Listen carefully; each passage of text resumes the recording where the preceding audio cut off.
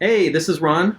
This is Dan, and this is Anno Anomany. Anomany, the podcast. Episode 6. Yep, this is the podcast where we go through whatever movies, mostly that I've accumulated so far, but we're going to get to Ron's movie. Ron's got like quite a movie stash going on. Yeah, although they're not as interesting. My movies aren't as interesting as Dan's. Let's see. Today we watched several. Was it Bruce Conner? Is that his name? A couple Bruce Conner shorts on a DVD that was probably copied by somebody who worked at the MoMA at some point. Those weren't official copies. Those were technically official, so they came from, like, as far as I can tell, it must have come from an official source because the picture quality was too good to be like a VHS transfer. Okay. It's the only place where you could get these films even semi-commercially, unless you were willing to rent a print and you owned like a theater that was showing them, was to go through Facets Video in Chicago, which used to be, I mean, they're still around. They put out specialty DVDs.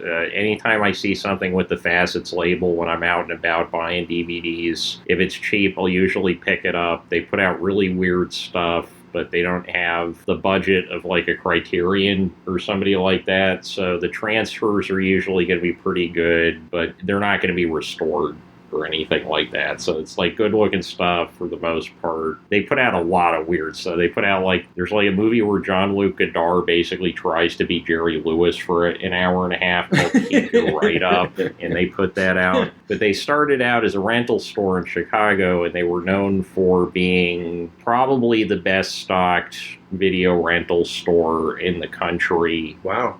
Especially in terms of strange avant-garde or independent low print run type movies. So that's not where you went to get Steven Seagal, Chuck Norris. Maybe Chuck Norris. I mean, you could probably get them there. They were one of the only video rental stores that had a mail order program before Netflix did. Oh, cool. But yeah, the only way you could see any of these Bruce Conner shorts, unless you live near MoMA, or I forget what the one in San Francisco is called. They show at revivals at various museums more frequently than a lot of other related films get shown. But again, if you're not living near a major museum that's doing avant-garde film retrospectives, you're never going to see any of this stuff. So the only way to get it was through these VHS copies that were somehow acquired by Facets Video. And this copy that we watched was not sourced from one of the Facets in Chicago VHS tapes, so I'm guessing it was something that was sent to museums. It's not from Facets because the quality's so good? The quality is so good, yeah, because the Facets copies were, like, I never directly interacted with the Facets copies, but there were rips of them that were going around the internet at one point. That's, like, still the only way to really see some of his earlier movies, like A Movie, which is the first one. It's called A Movie, and it's more of that kind of rapid cutting kind of stuff, yeah, more atom bomb footage, that kind of stuff. Oh, wow. Oh, A Movie, A Bomb.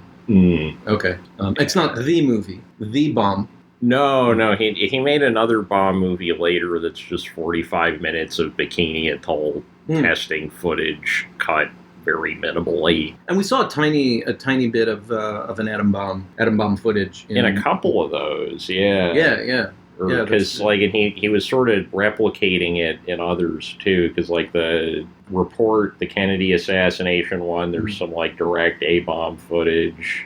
Breakaway didn't have any. Valse Triste, I think there was a little bit of it. The like slower one with the sepia tone. Okay. Anyway, so we watched 5 shorts off of a disc with 7 or 8 shorts on it. I think his entire filmography is only 21 movies, so we watched a quarter of Bruce Conner's filmography this morning. Wow. So I can say now that I'm a Bruce Conner aficionado. Pretty much, I've seen it already. Wow. You've seen 25% of his oeuvre. Pretty much, yeah. He did a lot of sculpture work, too, which is very hard to see now because the materials that he would use were literally garbage. He would actually use chewing gum to hold parts of it together, so those things are all falling apart slowly. Well, how is it? So did you know that Picasso did sculpture? Yeah. Oh, okay. I didn't know. I think there was an exhibition. I think it was at MoMA, and my conclusion of it was Picasso was a good painter. He was also the best part of the Princess Diaries. And I told him that. I went up to him in the middle of the sculpture exhibition. Anyways, should we talk just... Oh, and we watched a Super Friends episode, because of course we did. Of course we did. Although this one was longer. Which one did we watch? Yeah, we watched a double length. Usually we watch like longer films and then a short Super Friends episode. This week we watched a lot of shorter films and then a long Super Friends episode. Yeah, that's true. Okay, so we got a good balance. So we watched The Time Trap from season 1 of Challenge of the Super Friends. And we I was going to say, and we specifically picked one with the Legion of Doom. There were two criteria. One, Legion of Doom. 2, No Wonder Twins. Right. After being burned by that Gleek one. Not burned, but, being a little disappointed at how bad that episode was. Well, to be fair, the episode wasn't called Two Gleeks Are Better Than One.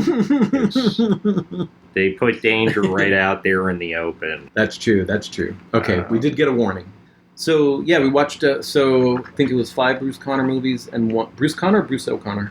Bruce Conner. Okay. We watched Breakaway with Tony Basil, very young Tony Basil, pre-Hey Mickey. Vivian, which was the really short one where the woman is in the case in the art gallery. We watched Valse Triste, which was the slower one with the sepia overtones and none of the, rapid fire cutting. Was there any kind of, not story, but what was in it? Or was it just a bunch of images? It was mostly just, images of rain, water. There was, an image of a dog in there at some point. It starts with, a guy sitting next to some kind of, small pond or puddle. We do see puddles in the rain at one point. Right. Yeah. What else did we see? We saw Breakaway, Vivian, Valse Triste, Report, and Maryland ×5.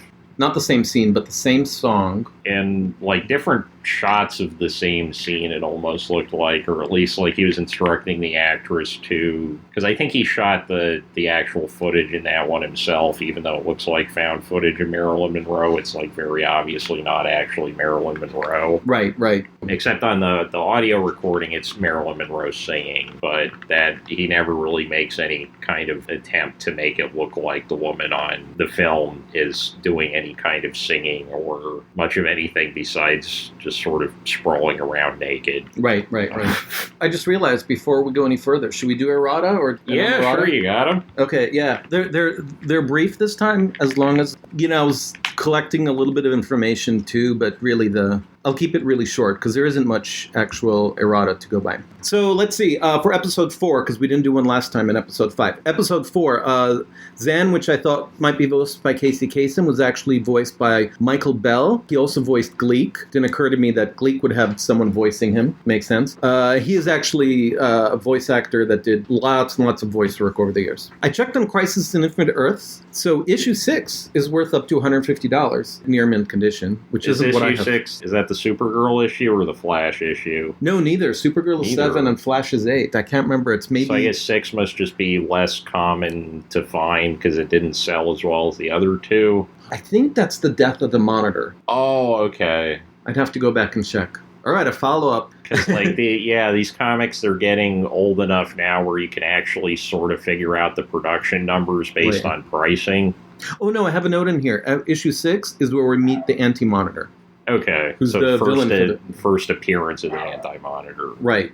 It was as low as $38 for issue 4. Again, these are in, I can't remember, truly perfect condition or mint near mint. Okay, yeah, because 10.0 gem mint, you can't really sell anything with that unless you get it graded. And if you've got it in the slab and it says 10.0, books that are the lowest end of what you're going to pay for one of those is usually $60 to $100 just because it costs $60 to send it into the comic grading people. Oh, okay. So even if you get nothing for the comic itself, you're at least getting the $60 for having it rated. So. Well, you're getting $60 for having essentially an absolutely flawless, or theoretically absolutely flawless example of this comic book. Now, the issue with those grading things they give them to you on these hard plastic slabs. A lot of times you can't get the book out without damaging the book, so it's just kind of stuck in the slab forever. Oh, okay. This is almost like the action figures that you never take out of the. Oh, yeah. Like the action figures, like they're very expensive if they still got the cardboard on the back. They're the most expensive when the cardboard hasn't been punched to be put on a rack to be sold. Oh, okay. So, like, unpunched sheets of cardboard are worth more than actual action figures. Wow. All right, just briefly about babyface Sam Elliott. He actually did some TV and film work before Frogs, but that gave him his first starring role opposite Oscar winner Ray Milland. So I got that right. It was The Lost Weekend. Yes. He won the Oscar for. Good. Yes, it was The Lost Weekend. Finally, for this episode, Frogs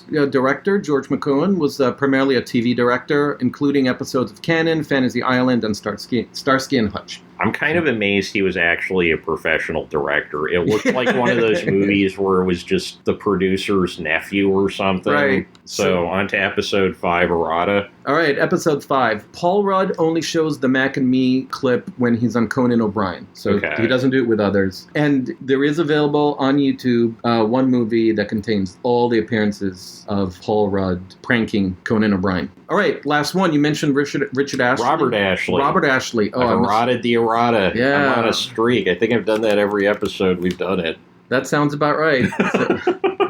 Including, Amy Heckerling and the... So today in Robert Ashley news, he wasn't the first person to create a television opera. There were a few dozen beforehand, starting with Giancarlo Mendites? Menottes. Menottes, thank you. I can't read the screen. It was called Amal and the Night Visitors, and this was in 1951 on NBC. And that was specifically written to be performed on television? Yes, NBC commissioned it. Oh, crazy. Pretty interesting. I think he's the only one to do it without anybody singing.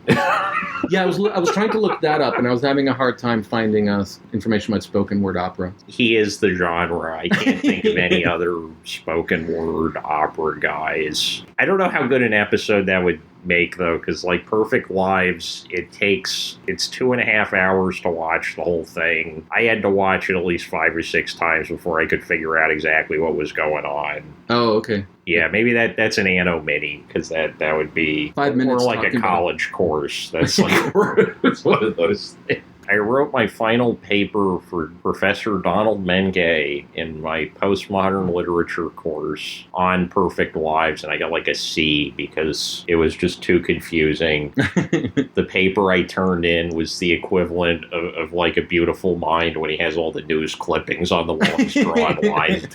See, this is connected to this, is connected to this. And like now I think I get it. I could actually like teach a short course on it. It took a very, very long time to figure out what the heck that guy was doing. So at least for a short course, you can give not every episode. There's only 7 episodes of it, so you figure 7 classes, that's like half of a semester and each college course. Each class is named after, it's like today we're going to be studying this. Episode 1, the park. Yeah. Episode 2, the shopping market. So then you can have self-contained for each one. Store. And then you have class 8, which is tying it all together. And that goes back to where you're saying. That goes all over the place. Well, that's part of a trilogy of operas that he made, except the other 2 operas take place within short frames of time within the main opera, so there's technically no prequel or sequel. They're just kind of like layered on top of each other. Trying to think of something equivalent. Okay, Robert Altman Shortcuts, but as if first it was several different movies, and then he cut it up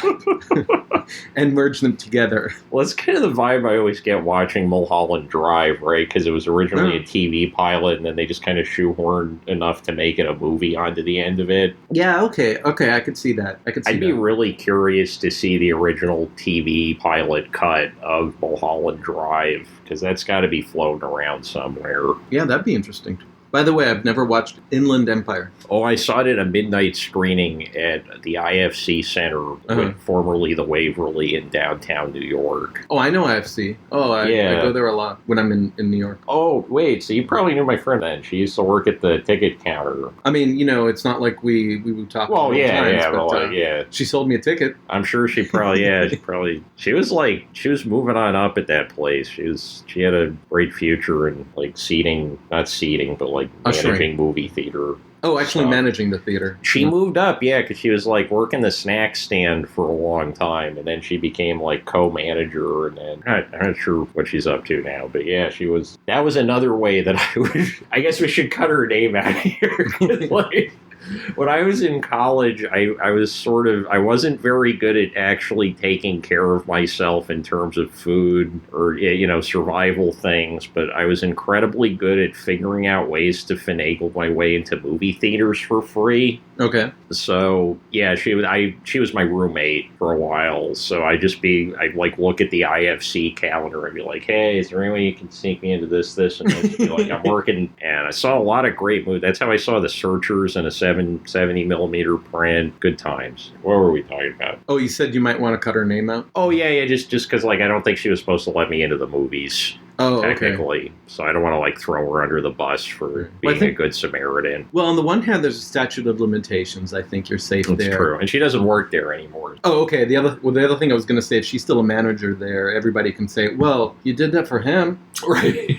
It's like, yeah, but well, I think everybody else that works there is like there's a lot of not even really that small-time independent film directors that went through that place. Like, if you ever heard of Todd Verow, no. He makes like, I mean, I guess they're sort of like art movies about sex. They're not like sex. They're not sexy sex movies, I guess is what I'm trying to say. What were they called? She showed me one of them, and like there's a 10-minute scene of just people popping balloons in a room because that's like what they're into, I guess. Oh, okay. Like that turns them on. Yeah, Okay. They were like completely clothed, just popping balloons. Isn't there stuff like on YouTube with people like that? This sounds really familiar. I have There's to go. gotta be, yeah. I mean, there was, I was a teenager when internet shock pornography first broke big into the culture. Internet shock pornography. Yeah, like E-Bombs World kind of stuff, like Tub Girl, Lemon Party. Did you ever get sent Lemon Party? No, You might have been old enough where you missed all of this. Two Girls, One Cup. That was kind of like that. I remember that. So Two Girls, One Cup was like at the later end of that. But before that, if you were like a teenage boy and your friends were kind of weirdos and you were growing up in the 2000s, every other week I'd be sent some, like Lemon Party is a bunch of 75, 80-year-old men having an orgy with each other. Tub Girl is like Photoshop picture of this very large woman in a tub with a bunch of poo. Yeah, like shock pictures and stuff like that. Okay. There was some kind of larger point I was making with that, but I guess like I just sort of assume. Balloons. So weird, balloons. So weird kinds of pornography, and it would be kind of like at the time you don't really realize like, oh, this is super fucked up. It's like, oh, it's on the internet. Somebody, they don't let kids post things on the internet. Some adult must have vouched for this, and so my friends would look up just the weirdest kinds of things that were technically sold as pornography, and like people in Smurf costumes, and the strangest ones are pictures of entire like they're dressed a little bit on the skimpy side, but they're not like any more sexualized than like women are on TV shows when it's not technically being sold as pornography.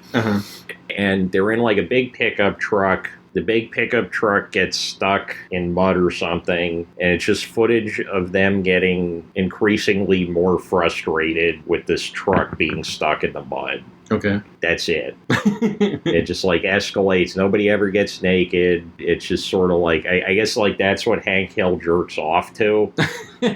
Oh, so this is still porn. Yeah, no, it's sold as porn. No, like it's just endless repeated videos on this website. I mean, that or maybe somebody was trying to sell this on the internet and we just found it and we're like, oh my God, clearly this must be something that everyone's into because it exists on the internet, because you don't have like a sense of scale when you're 14. And it was just people getting more and more frustrated. Well, specifically like attractive women in John Deere tractors or like a pickup truck. Oh, and okay. Like clearly the car isn't broken, but they keep just kind of acting frustrated that it won't move, even though you know that they're like whatever budget. You're not going to fuck up a truck just to produce a movie like this. This is like a poster of a scantily clad woman leaning on a car. The movie. Right. I guess it's like specifically seeing, because like a lot of pornography works on it, right? Like you got like a lot of stuff of just people's faces reacting to things. So from that angle, I can kind of see it. I guess I never owned a truck, so this was never made for me. I'm feeling it. I love seeing people get frustrated. Oh yeah. Oh, get more and more upset. Get more annoyed. Yeah, and that's pretty much what they were banking on, I guess. At least there's, well, I was going to say there's some emotion there compared to the balloons. I don't want to, dismiss anyone's balloon turn-ons. Well, the balloon thing, it's probably because you get, it's probably the same thing as like people that like low voltage electrical charges or something like that. Because they probably, their brain when they were a kid, like they heard a balloon pop, they got scared, they got that adrenaline rush, and then they mentally associate adrenaline rushes with balloons popping. So a little bit, so we got not fight or flight, but pain pleasure. Yeah, kind of like. Did I say that right? Pleasure pain principle, pain pleasure principle. Am I making that up? It's probably the same reason why people like slapping each other's butts when they're having sex or something, right? Like there's a little bit of that kind of thing, but with balloons. And, childhood memories. Well, there's probably some scholarly research on balloon popping porn and all that. So probably, yeah. If you're for next time. Oh, sorry. What were you going to say? Well, if you're involved in that, we would love to interview you on this show. Yeah, I would not mind having some like weird interview episodes if we get some people coming out of the woodwork, right? Willing to talk about wherever our discussion ended up. We don't judge. So when we say weird, I guess we really mean sort of not mainstream, a little bit of the side stream. Yeah, I guess I say weird is a sign of inclusion because I'm the guy with the working Laserdisc player. I can't judge. I'm trying to think of weird, or what we would call weird about me. There's plenty of things. I'm just trying to think of something offhand. Oh, gosh. I watch movies every night. That's how I go to sleep. But that doesn't seem... That just seems like a good criteria to start a podcast. Yeah, okay. That's fair. although that'd be a different podcast in which I watch mediocre comedies. Gosh. Okay, maybe I'll think of something later. All right. It's so weird that we got to build it up for a couple episodes. There's going to be like a huge reveal. Right, I'm blocking it out right now. Yeah, there's going to be some therapy and then big episode of the podcast. I'm trying to think of something like, my adoration for David Bowie. Well, it's not. I just really like David Bowie as an artist. I really like a lot of the music, but I'm not. Yeah, it's not like. Well, I was going to say my whole apartment is papered over with David Bowie posters, but I do have one. I do have something from Ziggy Stardust. But right next to it, I have Lawrence of Arabia. In fact, I still haven't gotten the room tour with your place. I've never seen your place, actually. Yeah, we were talking about doing, because the studio, I'm making air quotes right now, the studio... I'll make them. There. Where we produce the show and watch the movies... It's like on that sweet spot right before hoarding. You know, it's like, or at least to me. Well, your space for that, your space is much more interesting. Mine is definitely less cluttered. Well, yeah, I don't know. Is this clutter or is this? This is clutter. This is clutter. Some of it's clutter. I mean, there's not a clear rhyme or reason. Like, there's themes. There's definitely stuff that pops up over and over again, like stuff relating to early technology. So the first CD game, the book of poetry that looks like a giant floppy disk. Oh, that's a book. Yeah, that's a poetry book. Sing a Song of Software. That's neat. So mine is a lot less. There's a lot less in it. I used to have a lot more, and I got rid of a lot of stuff. Some of it's here. Some of it's here. That's the stuff that I brought over last week. All the records and the way station for unwanted objects. Yeah. Well, I'm glad it's like pretty cool though, and I've been enjoying the stuff that came over. I'm gonna hopefully add in some VU meters to the recording setup that we use. Should be very cool. Yeah. Okay, that would be neat. Wait, could you explain what a VU meter is? VU meter. Just this thing with the needle that tells you how loud the recording is. Which you used to have on older tape decks. Yeah, so Bruce Conner. Or was anything non-Bruce Connery left? I mean, most of the world is not Bruce Conner, so that would be... That's true. This table... We could do that. Well, no, this table is actually part Bruce Conner. Oh, right. Oh, okay, I picked the one thing in here that actually is Bruce Conner. It's a glass table with a shelf. That's not how I should be. It's a glass table with a shelf under it, and there's stuff on the shelf. Yeah, that's kind of the odds and ends display thing, but this is an original Bruce Conner piece. I'm afraid to touch it. Oh, you can... That's like the whole point of a lot of his work, like the one short that we watched with, the woman moving around versus the woman in the gallery, and he kept flashing touch, do not touch. Uh-huh. Yeah, it's meant to be, because the thing is you can't actually see it without handling it. So he's sort of making it so, like, I can't put this on display in a frame because you can't see most of it. There's no clear way to look at it without touching it, so I just kind of figured touch it. So this is the piece that we're talking about. It's called Legal Tender. This was part of, you used to be able to buy kind of like a loot crate, almost like a proto-loot crate, but with avant-garde artists in the late 1960s, but you send this collective some money. Every 6 months to a year, they send you a box with a bunch of like differently curated, specifically supervised art objects. Okay. In the mail. One of them was this stack of 20 fake dollar bills with a cardboard wrapper that says legal tender on it. Both sides of the bills have very kind of obsessive... It almost looks like a fingerprint dusting. Oh, yeah, like you took a bunch of fingerprints. Yeah, and it has like a different one on the back. The front's green and the back, the print is black on white paper. So it's like on one side, take a dollar bill, a blank dollar bill, take the ink that's used for the dollar bill, so that same green, and then do a bunch of fingerprints. And then the other side is black. And each one of the bills is exactly the same. There's no variation. There's just 20 of them. Right. Cool. So the show and tell portion of our show. All right. So the carpet is not Bruce Conner. Or I guess I'll leave this out so we can take a picture for Twitter. Okay. All right. To things that are Bruce Conner. As you mentioned, we watched 5 movies. We watched 5 movies. We watched in chronological order, rough chronological order, Breakaway, Vivian, Report, Maryland Times 5, and Val's Triste. I may be mispronouncing Val's Triste. It's Italian. Val Triste. Yeah, something like that. Even though it's not spelled like that. I feel like the centerpiece out of them, or I guess the 2 most interesting things for the podcast are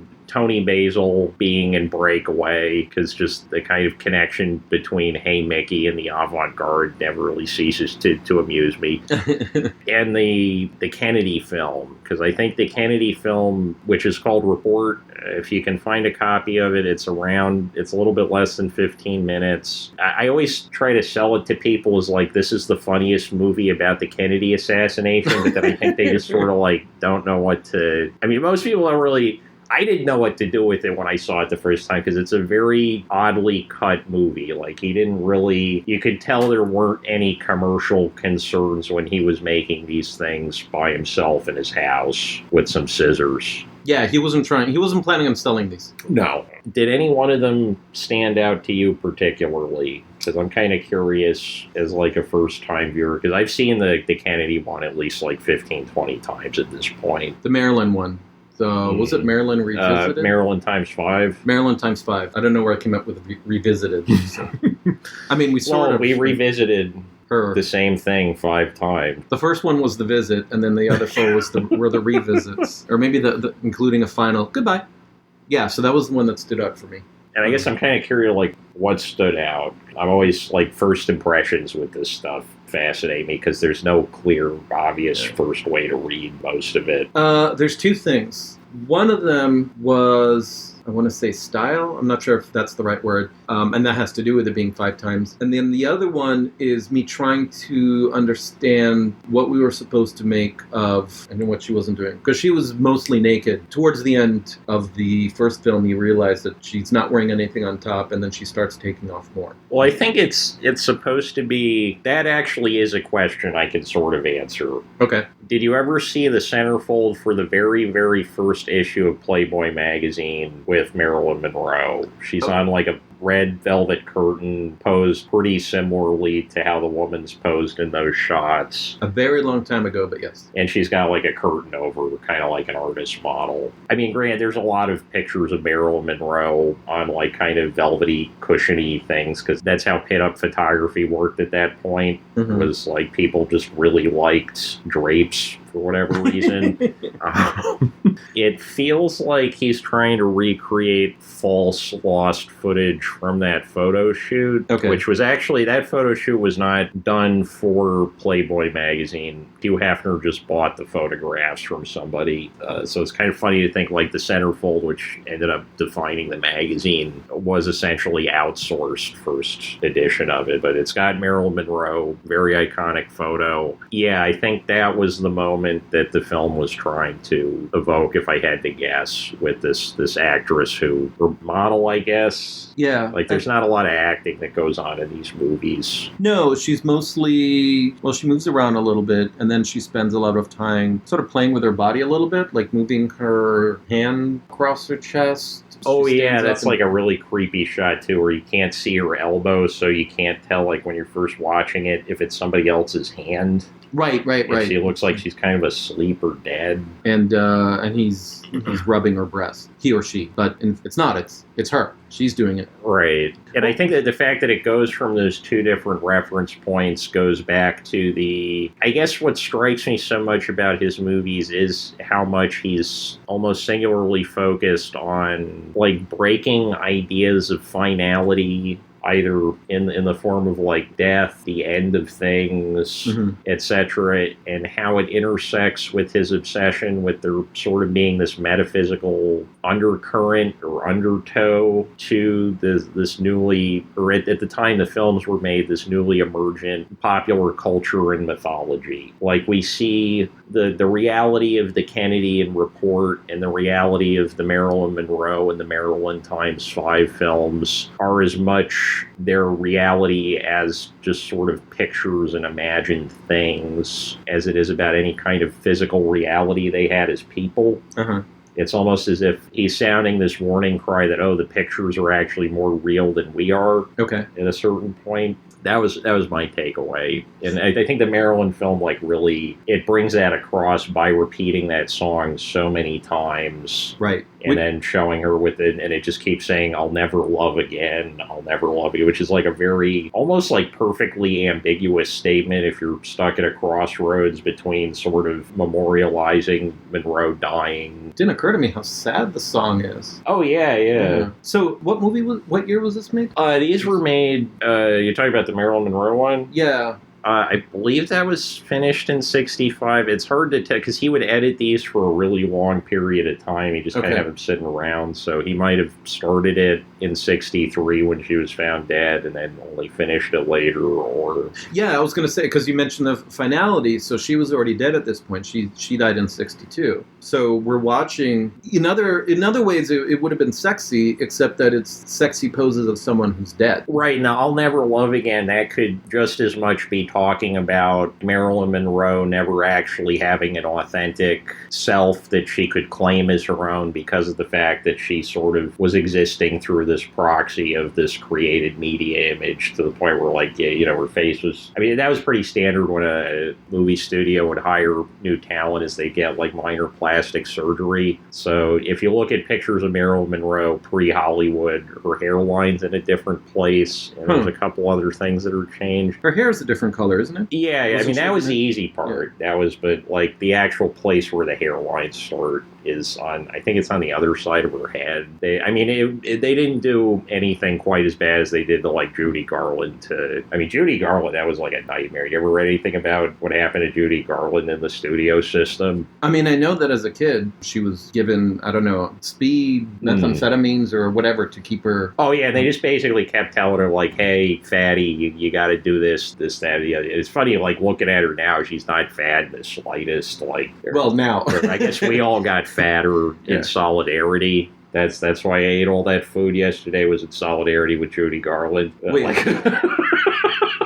Are you talking about Liza Minnelli? No, Judy Garland. Just because you said now, but you mean like by the time she died? Oh yeah, well, I mean she's been dead for a long time. Yeah. But she, Judy Garland had a awful life, not due to anything she really did, but just because of how into plastic surgery and stuff. Like the thing is with Me Too, I think there was a period for a little bit where we kind of convinced ourselves again that there wasn't dirty, awful stuff going on in Hollywood, but that stuff's been going on for right. These were back to the silent era, late 1960s. Half of it, Jack Nicholson was hanging out with Charles Manson all the time. Oh wow. Okay. If you watch him play the Joker in the first Batman movie, that's pretty much him. It's at least half him trying to aid Manson. Oh, that's creepy. He during the trial for the Tate murders, he was sitting in the courtroom for weeks, just kind of studying. His whole crazy man shtick seems kind of very. It's much more. I guess that paired with the fact that of all the major actors of the 20th century, I think Jack Nicholson has the most shallow affect of all of them, right? Like in psychology terms. Uh-huh. A lot of his strength as an actor is that he doesn't actually seem to be entirely present in the moment. He's not entirely listening to the other person that he's talking to. Uh-huh. And that conveys this strong sense of kind of sliminess, I guess, in a lot of those roles. He's not detached. That's not the right word for it. No, he's slightly crazed, right? He's always he seems like he's thriving on the chaos of his situation more than the other people in it are. He's always ready to break through the bathroom door with a hatchet. And oh wait, I didn't even think about The Shining. Yeah, The Shining, that had to be a ton of Manson in there. Yeah, okay. Or maybe not. I can see it conceptually. I just don't know enough about Manson's behavior. I haven't seen movies to know what he was like in terms of the way he spoke. He's he's definitely on the extreme end of the psychotic spectrum, but it's the same kind of stuff you'd expect from I don't know if you ever spoken to somebody who was psychotic and or heavily schizophrenic. Several people, in fact. I worked no, it was really cool. When I worked at a fast food at the end of college, I worked with somebody who told me he suffered from schizophrenia and he was medicated. Yeah, I really enjoyed working with him, and he described it to me. He said he was seeing himself in a desert. There was a camel there, and I thought he was kind of making this up. He said, no, it's right there. It's going on right now. I just realized it's not real. I realized it's a hallucination because I'm taking the medication. If I wasn't medicated, I would think that I really was there, and I wouldn't be able to sit here behind the counter and take people's orders. Yeah, and I think Manson is definitely more on the psychotic side of the spectrum for sure, but you hear him talk, there's the same kind of he has a hard time conceiving that anything in the world doesn't directly relate to him. He never quite developed an advanced sense of object permanence, I guess would be one way to describe it. Tracking issues like crazy. He's jumping around between subjects. I think a lot of people... Wait, I do that. Oh, yeah, but you're not talking about, there's an inevitable race war, and we gotta kill, blah, blah, blah, well, not to you. Not while I'm being recorded. Maybe we should listen to the Charles Manson record, because, oh, wow, okay, it's just, a really bad hippie folk record. Okay. The big song on it is a garbage dump. Garbage dump, oh, garbage dump. I could feed the world with my garbage dump. Garbage dump, oh, garbage dump. Why do they call you a garbage dump? And I'm singing that better than he does on the record. Substantially better. So are these just audio recordings of him, or is this an album that This is a professionally recorded album. This, he was friends with Neil Young, Dennis Wilson. He recorded some of it. There's actually a Beach Boys B-side that was written by Charles Manson that they just didn't credit him for. Wow. And when it was the Charles Manson version, it was called Cease to Exist. On the Beach Boys version, it's called never learned not to love me. So Sharon Tate tying them all together is actually, I always thought it was just sort of I don't know, almost bizarre. What did this have to do? What did she have to do with? Oh no, Manson was part of the same social circle that Sharon Tate was in. He was a pretty well-known figure amongst that like hippie freak crowd because he appealed to them because they were very into the occult. Jim Morrison, a lot of those David Crosby, Stephen Stills. I mean, I don't know how much Stephen Stills was into like the Madame Blavatsky stuff, but like Arthur Lee from Love, if you ever heard Love, the psychedelic rock band. No. They were like big in that scene, but they didn't sell anywhere near as many records as the Doors or any of those people. But yeah, they were all into like occultism. Madame Blavatsky in particular, who Madame Blavatsky was, you know, kind of like stepping stone usually when people, at least from what I could tell at the bookstore, like people would buy some Blavatsky first, then move on to Aleister Crowley. But she's one of those people who believes that like there are occult forces, there may or may not be a god, do what thou will, no real restrictions on behavior because divine forces are willing you to do the stuff, which is usually just leads to a lot of like bad behavior by multiple actors, which is what kind of went down around there. So do you think any of those people that he was hanging around with ever, so he only died 2 years ago, so do you think any of them would go visit him in prison and say like, hey Chuck, where did you go wrong? I mean, what happened?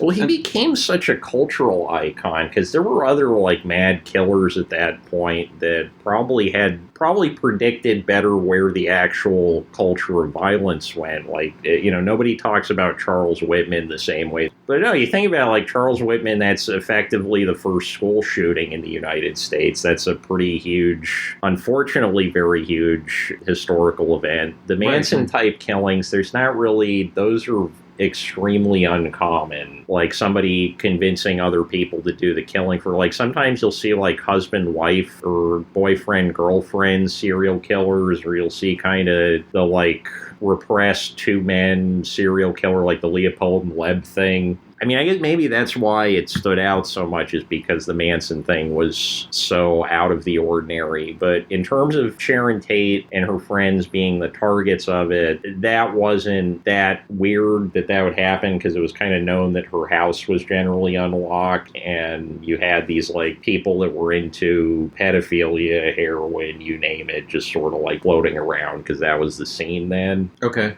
Like a lot of the free love thing, the underbelly of free love movement was kind of ugly and not age appropriate very frequently. I mean, I know, say, Roman Polanski. Right, and Polanski was probably, what he did was abhorrent, but not necessarily that much of an outlier in terms of what would go on in that scene at that point. Okay. Like, I mean, you know, John Phillips, like, we found out about that thing with his daughter. They were just like, or, you know, like, it was considered normal. I get, like, even David Bowie, like, he had a threesome with two 14 or 15-year-old girls at one point that was documented. Oh, wow. But they kind of came out later and were like, no, this is awesome. This is like, and to be fair, like Led Zeppelin, when they decided like I wanted to have sex with a 14-year-old girl, they just like kidnapped her, put her in a van, and are like, you're a rock and roll goddess person. You're just living with us out of this van now. That sounds kind of wrong. Oh, yeah, totally wrong. Yeah, I mean, I'm kind of surprised that Led Zeppelin, like, I kind of feel like if I'm going to throw out my Michael Jackson records, I got to throw out my Led Zeppelin records too, because like they were creepers, those guys. Or not throw out, but you know, like find a home. Like, you know, this. I mean, getting rid of the Mamas and the Papas records, that's mostly just going to be a matter of finding anybody who wants to buy those things, because the market is fallen. There was never a great market for Mamas and Papas records. You just dump them. You just throw them out. It's like I don't want to make any money off this thing. I don't want that. I don't want to make anything off of this. I want to just get rid of it. Well, sort of. When I worked at the bookstore, we would get like Holocaust denial books and collections sometimes, and they left that to me to deal with, and I would just leave it out in the rain until it was unreadable, and then throw it out so that it couldn't be like taken out again. Like David Irving books, you just wait. It's kind of fun because you get to wire like copies of The Bell Curve by Charles Murray, just obviously racist stuff, and just let it blow up like a marshmallow, because that's what happens when you leave books in the rain for a really long time. And that I just always like the look of it, and you just toss it. Well, gosh, if you ever want to do that with records, breaking records is really fun.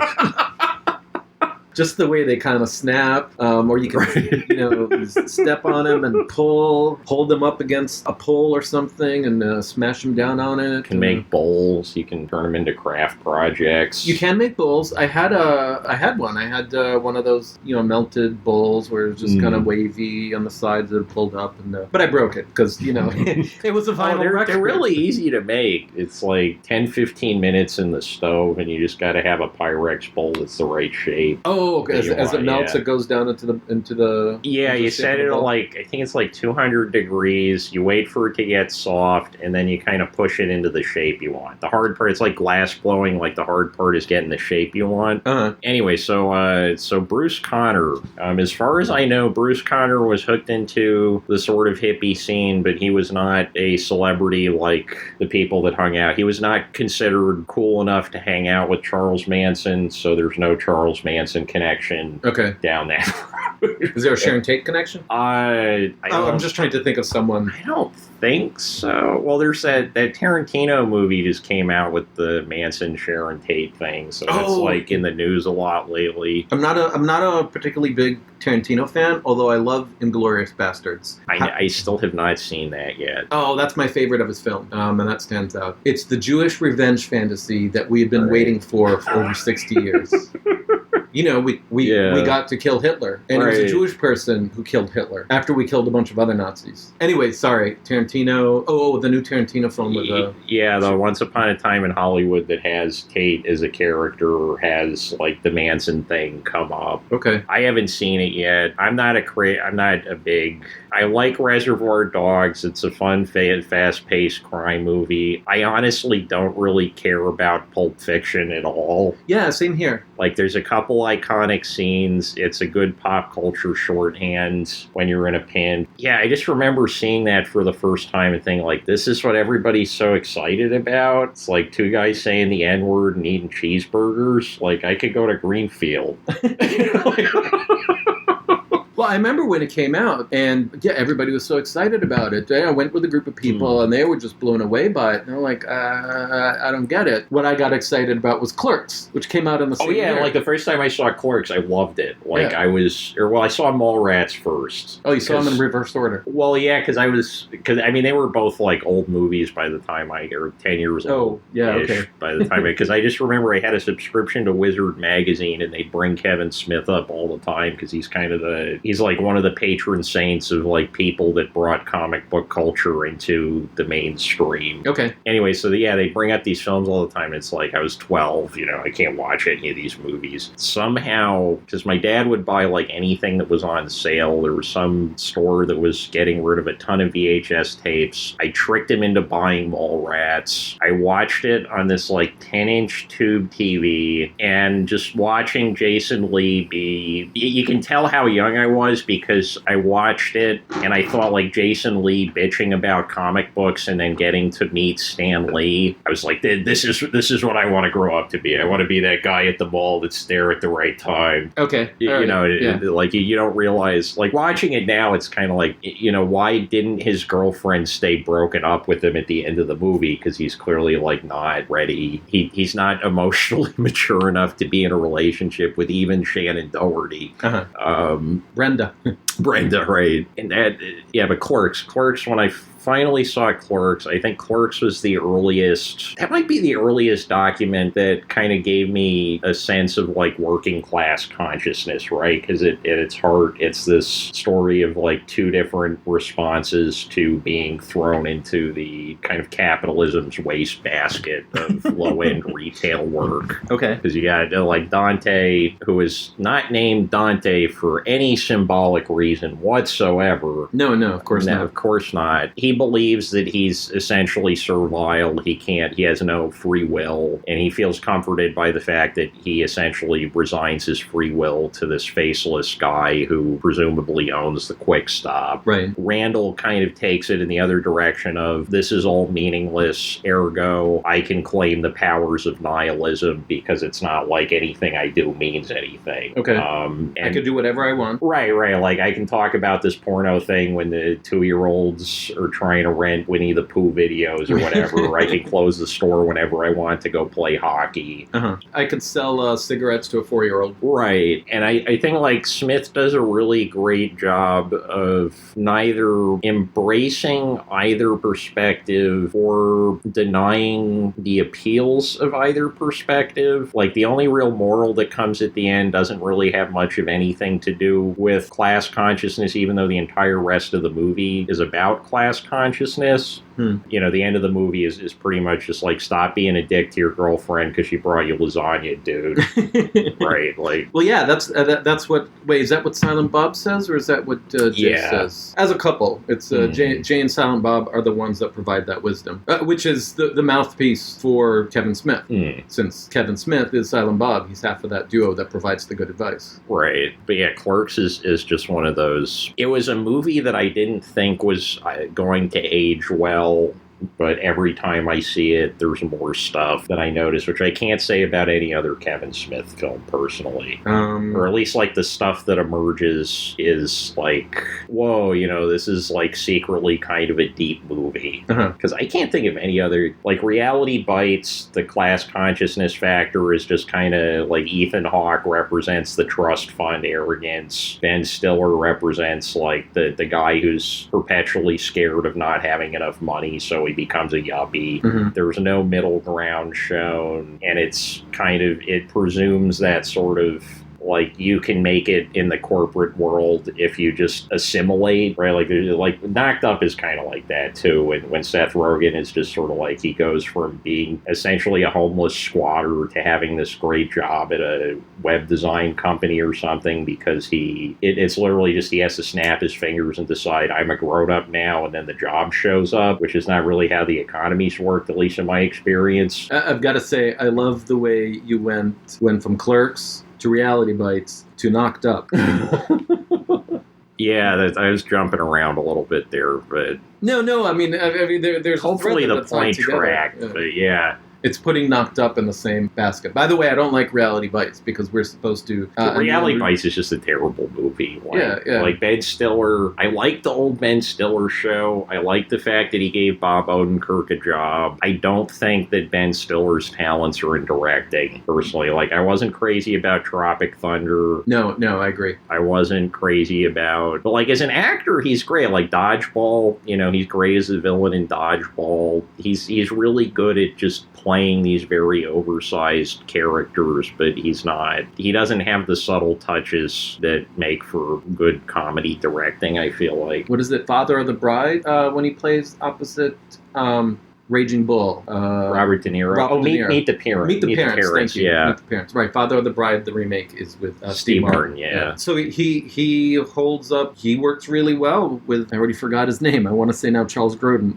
Wait, did you ever see the original Heartbreak Kid? See what? The original The Heartbreak Kid, 1972, with Charles Grodin and Sybil Shepherd? Yes, I have. Wow, that's a great movie. I mean, I wasn't like around. A lost episode one. Yeah, when I say I saw it a long time ago, I didn't see it in the theaters. It just came out. I was a little too young for that one. But yeah, what's his name again? Robert De Niro. Robert De Niro, thank you. So he holds his own with or against Robert De Niro in that. Yeah, he's good in that. Yeah. But yeah, he's not a good director, at least with the movies you mentioned, and including Reality Bites. Plus, I mean, what really got to me was Ethan Hawke. We're supposed to kind of root for him, but he's a jerk, and he's really mean to the Winona Ryder character. Whereas Ben Stiller, he might be kind of clueless, but he's nice to her. And that kind of goes in the, like, romantic comedy tradition, like 30 screwball comedies, right? Okay. And anything with, like, very, very young Cary Grant. Oh, God, who's the guy in It Happened One Night? Clark Gable. Any of those things, right? There's always, the woman is engaged to some guy. His great sin is being boring. Some other guy shows up who is nowhere near as responsible or stable. But they're much more charismatic and charming. And the entire movie is just trying to convince you, like, don't marry this guy, he's boring. Go for this, like, loose cannon that came out of nowhere. Right. And I feel like that plays into that sort of enlightenment archetype of the singular temperamental genius person, right? Like, I think the reason why a lot of those people, to go back to Charles Manson again, didn't figure out that, Charles Manson clearly has, at the very least, mania, probably psychosis. There's a reason reason why this guy isn't sleeping and won't shut up. I mean, to draw another, like, you know, I'm jumping between reference to reference. Glenn Beck on Fox News was a result of people in the audience not realizing what mania looked like in practice. He had like a nervous breakdown. He had like severe bipolar disorder. That's why he was able to get into those like lathers on TV so frequently. Oh, do we know that? That's an yeah. Okay. Yeah, that's why he did that like apology tour with Samantha Bee afterwards, basically. But yeah, they see it as like, oh, this is what the Godhead filtering down genius must look like. Clearly, it's not somebody with severe mental health problems. Right. Having severe mental health problems. Which people can have. There are many people that do, and they're either it's under control in some way, or if it's not, and for many it's not, but they don't lead a group of people to go and murder. Right. And that's like, that's a minority. Manson was clearly a psychotic. I'm not trying to lump all of them in with Manson. I guess I'm trying to say that when people see, and I see this with myself, I guess like I'll bring myself into like the autism thing, when you're not speaking in a normal tone or at normal intervals, people either tend to think like, oh, something's dangerous about this person, or, ooh, like something very shiny is going on and I don't get it because it's going over my head, not because Dan is like skipping half the sentences in the paragraphs. Mm-hmm. For anybody who's ever felt like that hanging out, I just gave away the magic trick. Convincing people that you're only reading half the sentences? Well, no. Like, people, I think, I do tend to jump from topic to topic. I don't necessarily write out all the math of why I'm jumping from A to B to C to D. Gotcha. All the time. And they'll be like, man, this makes no sense, but it sounds really smart. It must be really smart. And then in the back of my head, it's like, I know that it's just tracking issues. Like, if I just wrote the thing out in a straightforward fashion, half of it would probably be nonsense. And you would leave half of it out. You'd right. say, okay, I'm talking about thing A, and I jump to thing B, and I jump to thing C, and I jump to D, and A and D have no connection with each other whatsoever. I need to try to follow the path from A to B to C to D. It's circuitous. It's going all over the place, and really, why did we even get to B? I'm not sure. Right. Although I will stand behind the Charles Manson to Glenn Beck in 4 steps exercise. Oh, yeah. I don't think that even needs 4. Yeah. Well, let's say 4. I think it took me 4, but anyway, so Bruce Conner. So, no, I was just going to say, I do that too, and I jump around and I go on tangents, but there's actually, it's not totally out of the blue. There's a reason. So I know there's a reason I went from A to B and from B to C, and it may seem like it's unrelatable. I'll say, the reason I thought of this was because there's something, the reason I jumped to B is that there was something in A that kind of triggered it, and I saw the connection, but I never mentioned what that connection was. And then I jumped to C, because again, there was a connection between B and C, but I didn't bother actually mentioning what it is from B to C. So sometimes I'll go back and I'll say, I realize what's going on, and I'll turn to the person and I'll say, well, I've already been facing the person probably, or at least kind of looking down and away. But I'll then turn back and explain, by the way, the reason I went from and then to this is that I was making this connection, and then that was that. So even though A and C didn't quite have to do much to do with each other, this is why I went down this path. And then we could say, okay, now let's go back to thing A, because that's the main thing we were talking about. Yeah, I think I get some of that, yeah, where it's I tend to catalog media in my head by, like, I sort of presume that media is going to be incredibly repetitive, and so I'm looking for unusual repetitions or like threads that repeat themselves in a way that's not immediately obvious. And so my memory of movies a lot of times is just sort of these impressions of a vibe that I got from a specific scene. Okay. Which can be really bad conversation, because I remember the stuff, whether it was obscure, commonplace, you name it, and then I'm just kind of like, so it's kind of like that one picture you never saw, but also like that other picture you never saw, but with like an element of this thing that was on the radio once in the middle of the night on WBAI that I don't even think the guy playing it was listening to, or so like it's jumping around. Like in my head, I can see the things very vividly, and it's like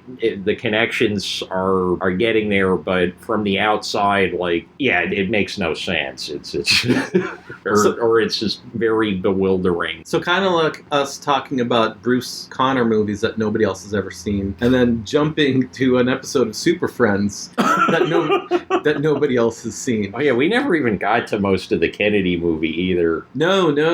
Oh yeah, I never finished saying why I like the Maryland Revisited ones. Oh yeah, what was it called? Maryland ×5. Maryland ×5. So there were two pieces. One, I wasn't sure if I was supposed to treat this like, well, watching her, I was like, am I supposed to think that this is sexy or creepy? Somewhere in between. A third thing that I don't know. So I was just kind of trying to figure that out. And the other thing was, it was the repetition.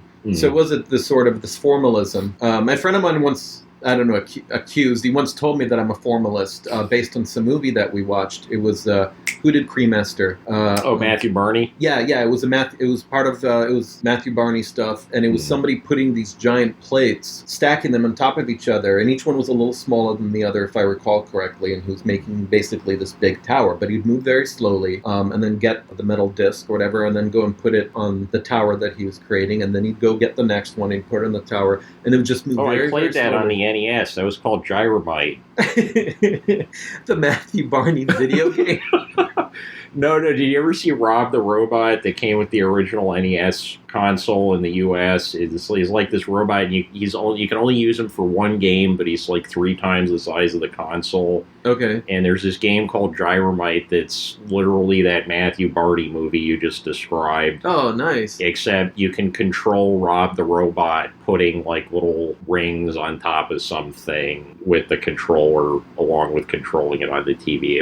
Rob the Robot was not a big success, even though the Nintendo was. All right. So they were able to move past Rob the Robot. Well, I guess Matthew Barney must have really enjoyed that game, or it stuck with him in some deep way. Yeah. He also loves is it KY jelly or Yeah, he used to love Bjork. Yes. They even had a movie in which it was a flange. What do you call it when they scrape off pieces of themselves to turn into kind of like fish? Oh yeah, like scaly. Yeah, something like that. All right, have to look that up. All right, how we end up in Matthew Barney and Bjork? Well, yeah, every conversation. Avant-garde film. Avant-garde film. So that was it. That's all I had to say about that one. So that's why I like. Oh yeah, I think it's interesting. Your friend was saying you were a formalist because those are technically, I would say, they're on the looser side of like film formalism, structuralism. But the whole reason why I was blinking so quickly, which by the way, don't watch these Bruce Connor movies if you have epilepsy. Any indication you might have epilepsy, family members who have epilepsy, do not watch these Bruce Connor movies. Maybe that's why they never got commercially released, is because like Criterion couldn't afford the health insurance for the class action lawsuit. And you can't just cut that part out of the movie. That is the movie, yeah. It's blinking constantly because the blink, or the flicker, as it's called in all the theoretical literature from that period, is a Brechtian distancing device. It's a thing that very clearly states, like, you are watching a movie right now. Mm-hmm. There is no getting lost in kind of the suspension of disbelief angle of the movie. So you're always aware that you're watching a movie. Right, and so, like, Connor, honestly, in terms of the blinking, he's probably midway through the spectrum in terms of 60s blinky avant-garde guys. Like Ken Jacobs, it's 2 hours of nothing but like fake stereoscopic 3D effects of him blinking the same photo in different positions for like hours. Okay. 2 to 3 hours sometimes.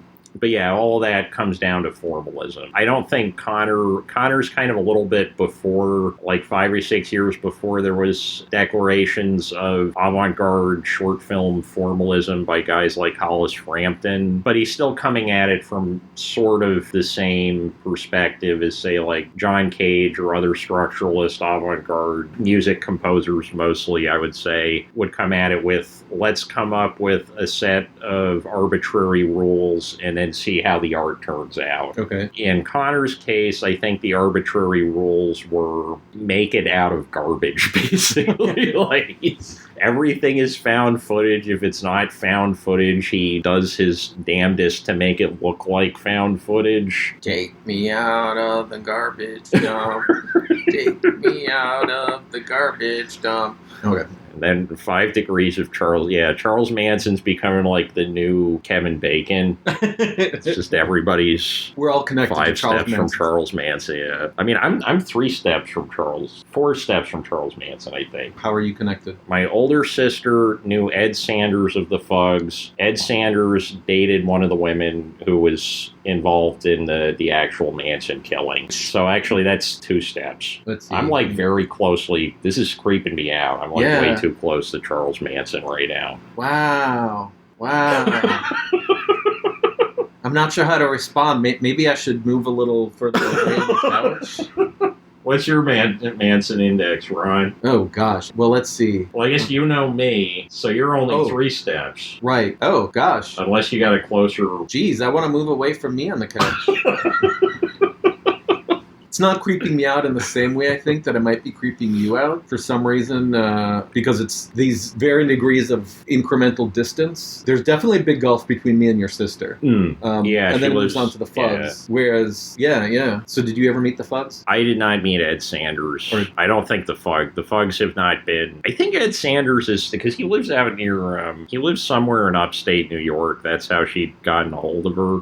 Okay. Or that's how she'd gotten a hold of him. And he gave her like a tour around his little library because he was mostly involved in the literary scene. Like he released those couple Fugs records. There's not a lot of other music stuff that he did. Okay. But he edited a couple pretty big time beat literary journals, one of which was literally just called Fuck. Fugs, Fuck. Okay, I see a connection. Yeah, there was a lot of emphasis put in that period on how shocking something looks in print, which I think is an effect that has been lost entirely with the internet. Okay. Because, like, what's shocking at this point? Right. Oh, yeah, so Bruce Conner. So you said Breakaway and the Kennedy film, right? Those are the 2 you had mentioned? Those were the 2, I would say those are the 2 big ones that I show people. And the one I'm that just going to show any 2 movies off that disc. And the one that struck me was the Maryland one and Breakaway. So the other 2? So the other 2, I do not know Valse Triste or Triste or however it's pronounced very well. It has a slower feel. You can the thing that kind of struck me about it is that most of the scenes out of context mean literally nothing. The entire mood or feeling of the film is created out of how much time he spends in transitions and completely arbitrary cut-up style music cues. And that's not a thing that he discovered. You ever read anything about Lev Kuleshov? No. He was a contemporary Eisenstein. He was famous for doing what was called a Kuleshov test in the 1920s in the USSR, where he took completely disconnected footage, showed it in sequence, kind of like one of those Salvador Dali style, what was it, Un Chien Andalou, just a bunch of images in a string, without any kind of musical cue, lighting effects, or cutting, and then he put arbitrary musical cues, lighting effects, cutting into it, and then measured the audience's emotional responses to it. Okay. And basically 90% of what you're responding to usually when you're watching a movie has little or nothing to do with the image on screen. It has to do with the ambient effects contributing to the overall mood, which I guess the kind of syntax of it, right? Like the unspoken stuff. If you're just watching a movie and you're not paying close attention to it, or you're not thinking about it on a technical level, you think of it as these people, they go off, they do this thing, they meet these other people, they go to this place, and I feel this way about that. And a shocking amount of what makes you feel that way about the thing is basically music and sequences of cuts and framings that you've been kind of trained from a young age to understand, this means this. I don't know why. Well, I do know why. You bring up music, and I always... Well, I guess maybe because you're saying about how you're trained to feel in a certain way. This is focusing on just the music, but A Clockwork Orange, in which, it's all about violence. There's so much violence in it, but while the violence is going on, you hear this beautiful classical music, and it's all choreographed to the music. And then, of course, there's the really nasty scene in which Alex is singing I'm Singing in the Rain. I don't know if this has anything to do with what you're saying. I think that's a really good example of the late 60s, early 70s, people getting really interested in, I think for the first time outside of these like little avant-garde circles in the international film community, figuring out like, how do we change the meaning of music by attaching completely unlike images to it? Okay. In like Connor's case, the Marilyn Monroe movie, she keeps on singing over and over. Right, I'll never love again, over and over, and it starts to mean different things because of the repetition, because of the context of the actual Marilyn Monroe, and also just through brute repetition, kind of like Beethoven's Fifth, right? Like the Beethoven's Fifth, you're hearing the same note 4 or 5 times, but it feels different. 3 down, 3 down. Okay, but then you hear it again. Well, I guess actually in any piece of classical music, you get the motifs. You get them all over Wagner and the Ring Cycles, yeah, that's true. In which every character has a motif. Although you're getting variations on them. But it feels different the second or third time you hear it versus the first time you hear it, just because. Right. And there's also that, I think especially in the Marilyn film, I find it kind of interesting that the Marilyn film is what we spent the most time talking about, because I wasn't expecting that, but that's really, I don't think I've ever had like a good in-depth conversation about that movie.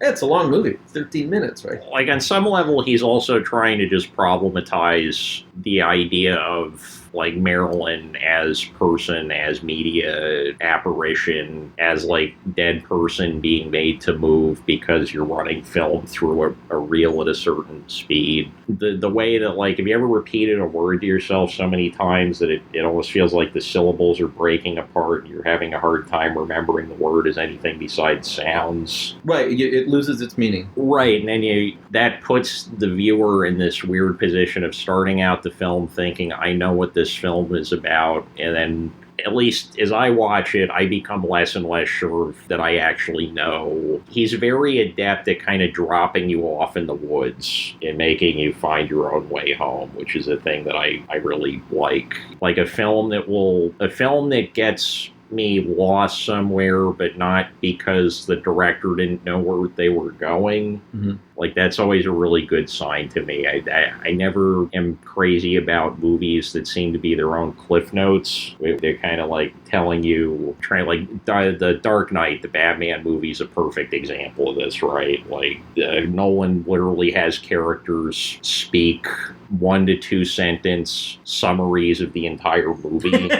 You either die the hero or live long enough to become the villain. And it's like, wow, I don't have to have any thoughts about this movie because this guy already gave me one that sounds kind of pithy. There's like more lines like that in that movie too. I'm trying to remember. I'm now going to look it up because I'm going to butcher it. Let's see. Some men just want to watch the world burn. Burn, baby, burn, but that's not the... Burn, baby, burn, Disco Inferno. Let's see. Oh, okay. It's when Commissioner Gordon says he's the hero Gotham needs, but not the one it deserves right now. Right. I don't know. That sums the entire movie. Or any of those would be perfectly passable as, if you turned in a high school paper on that movie and said, teacher was like, what is this movie about? You wrote any of those things, you're probably getting an A. My thesis is he's the hero Gotham needs, but not the one it deserves right now. And my conclusion is, yes, he is the hero Gotham needs, but not the one it deserves right now. Insert 5 paragraphs in between. Like, I instantly at least have this basic affection for any movie where the director does not seem like they were entirely sure, or like they wanted there to be something to go wrong or something unexpected to happen on the set, like where they're not going in with the entire movie in their head, unless they're like a particularly strange individual. Usually prepackaged stuff out of somebody's head can get boring after a while, for me at least. Wait, said prepackaging? Well, so like, have you ever seen a movie where I mean, again, Dark Knight is a great. In Dark Knight, to be fair, you couldn't really make that movie any other way because you got like what $150 million writing on it, but.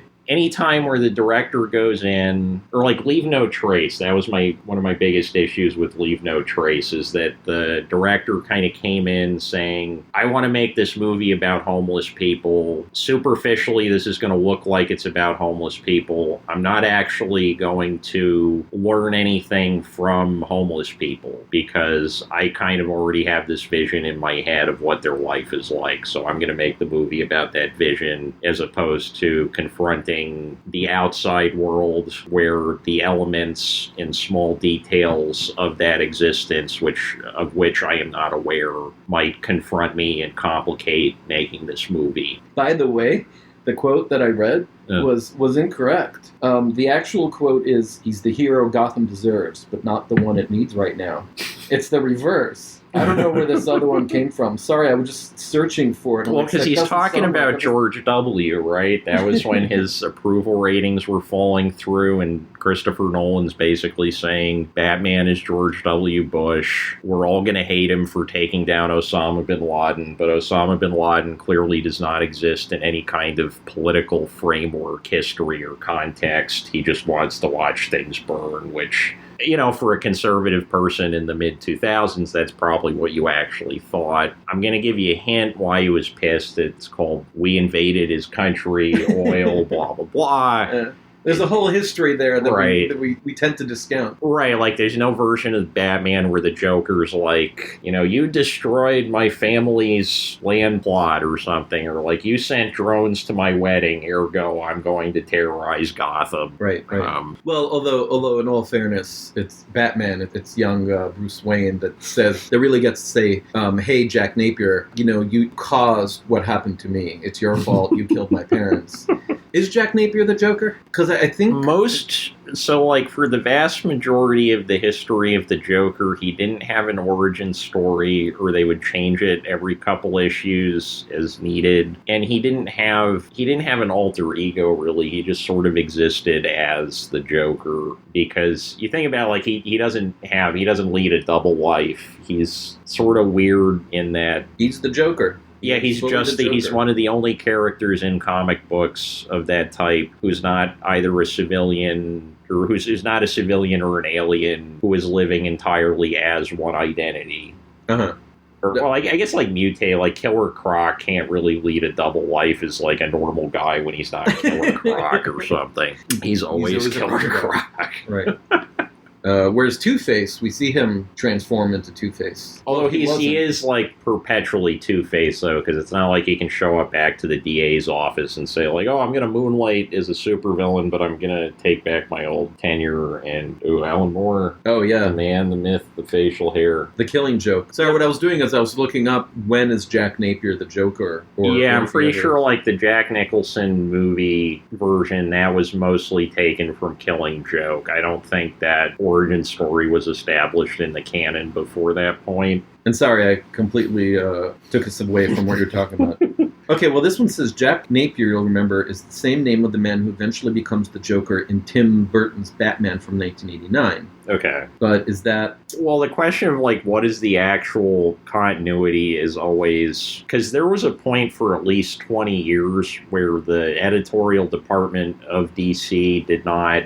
They see the things as like, okay, this is disposable cultural objects that we are peddling to children. They shouldn't take it that seriously. We're just going to change everything every month. Uh-huh. No, who cares about continuity? We'll give an origin story every 10 issues or so, because people love origin stories. Oh, yeah, people love origin stories, which is really... I can't stand them at this point, because I think I've read enough comic books where it's just like, all right, somebody needs a dead relative to convince them not to be an asshole after they get superpowers. Like, that's or they decide to become an asshole because of a dead relative, like Mr. Freeze or somebody else. But with Spider-Man, it's always Uncle Ben who says, with great power comes great responsibility. Right, because Uncle Ben clearly read Dostoevsky and did not live long enough to cite that. Or no, he doesn't say that on his deathbed, no, but that is a clear ripped from Crime and Punishment. Oh, really? Yeah. Oh, okay. What is there a direct quote in Crime and Punishment, or just the that'll whole? have to be for the errata, I think. I forget, because it would be in Russian to begin with anyway, and Dostoevsky has kind of weird grammar, so it's probably been translated a couple different ways. Okay. All right. That's I'm curious. I'll go check it out for next time. Wow. So any more on Bruce Conner or Super Friends? Yeah, I mean, the Kennedy thing, I could go. We should get to the Super Friends at some point. Okay. So we got really into talking about this, that, the other thing, and even a little bit about what we watched for the episode. A little bit about Bruce Conner. Hopefully that was a cliffhanger that we just left you with, so that you're compelled to listen to part 2 of episode 6, also known as episode 7. So yeah, it'll be a 2-part episode called episode 6 and episode 7. Yep. Episode 7 will hopefully be coming out pretty soon after or contemporaneously with episode 6. So you'll That's true. You could do both at once. If you don't have a lot of weekend plans, now you do. All right. This is our weekend plan.